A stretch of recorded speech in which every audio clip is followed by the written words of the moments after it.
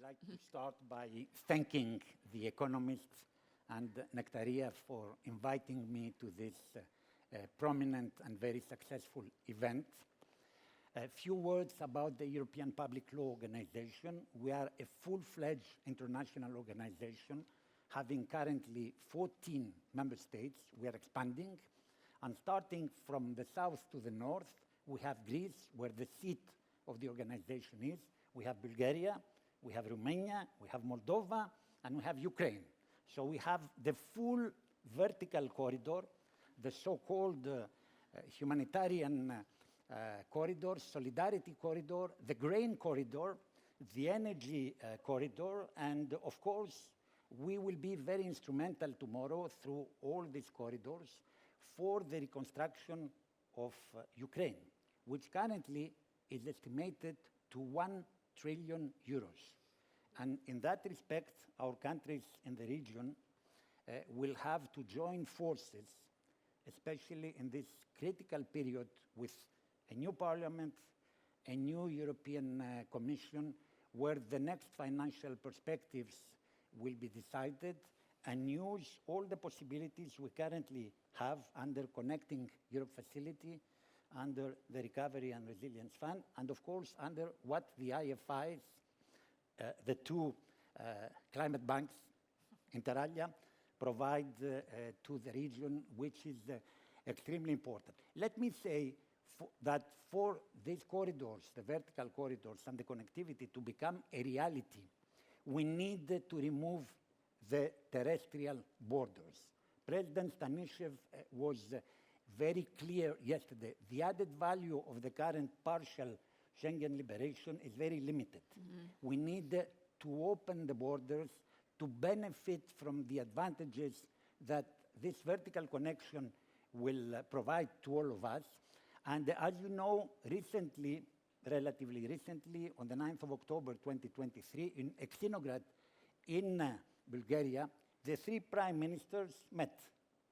The Greek Prime Minister, the Romanian Prime Minister, and the, until recently, Prime Minister of Bulgaria. But I do believe that the trilateral agreement and the declaration that was signed will also be binding for the next Bulgarian government, as there is a strong political will to promote this trilateral cooperation, which has led to a trilateral committee with the view to signing a memorandum of understanding and ultimately an agreement, which is a broad scope agreement on energy, security, trans-European networks, defense, cooperation, and of course, infrastructure projects.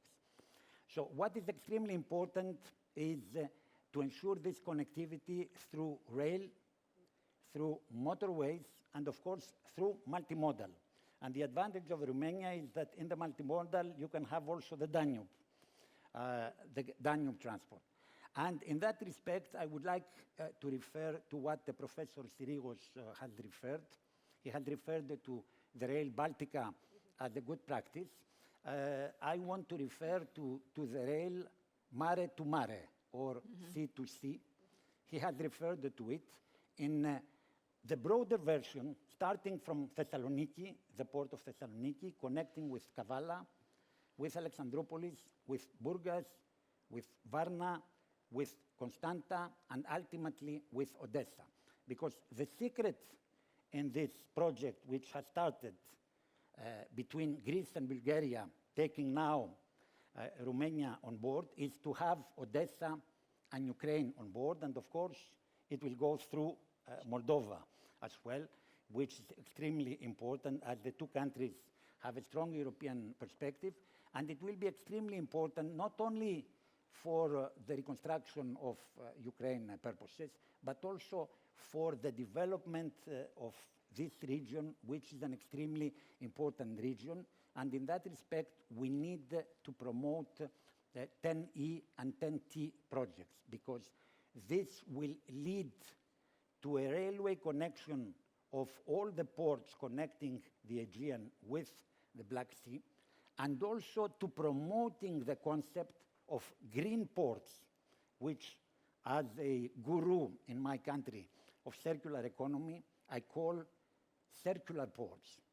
Circularity needs to be part of our lives. I'm referring to circular citizens, circular households, circular companies connected to ESG, because through the circular economy model, we can ensure the energy transition and ultimately the carbon neutrality, which is our common goal.